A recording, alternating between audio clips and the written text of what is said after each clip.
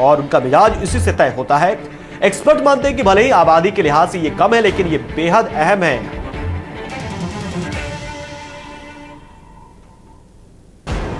ब्राह्मण जिस पार्टी की तरफ मुड़ जाते पार्टी की नैया पार लग जाती है।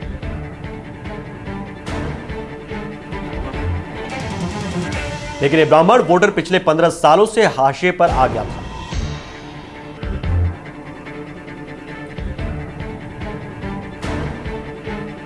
उन्नीस सौ 1990 के बाद से ब्राह्मण वोट पर बीजेपी का कब्जा रहा है। बीजेपी की बात करें तो उनके लिए ब्राह्मण कितने अहम है ये आप देख पाएंगे।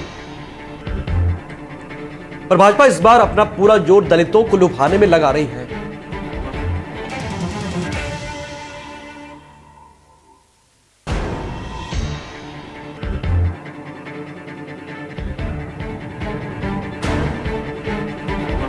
तो पार्टी की सोच है कि वोटर तो उनके साथ रहेंगे ब्राह्मण, लेकिन 22% दलितों का साथ पाने के लिए बीजेपी इस बार पूरी मजबूती के साथ मैदान में डटी है। और उसको लगता है कि क्या कुछ हो जाएगा।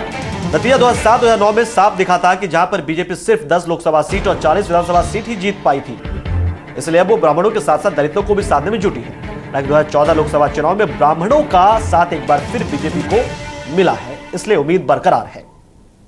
तो बसपा के लिए कितने अहम है ब्राह्मण, ये बात भी देख लेते हैं। 2007 में सबसे ज्यादा 86 ब्राह्मणों को टिकट देकर बसपा सत्ता में काबिज हुई थी। बसपा का ध्यान इस बार भी ब्राह्मण वोटों पर लगा हुआ है। सतीश चंद्र मिश्रा के जरिए वो ब्राह्मण वोट बैंक में सेंध लगाती रहती है।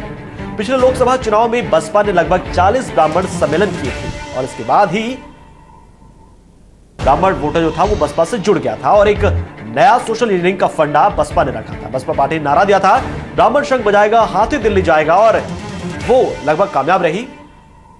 कांग्रेस की बात करते हैं तो ब्राह्मण वोटर कितने अहम है उसके लिए। 1990 के आंदोलन से पहले ब्राह्मण कांग्रेस का ही वोट बैंक होता था।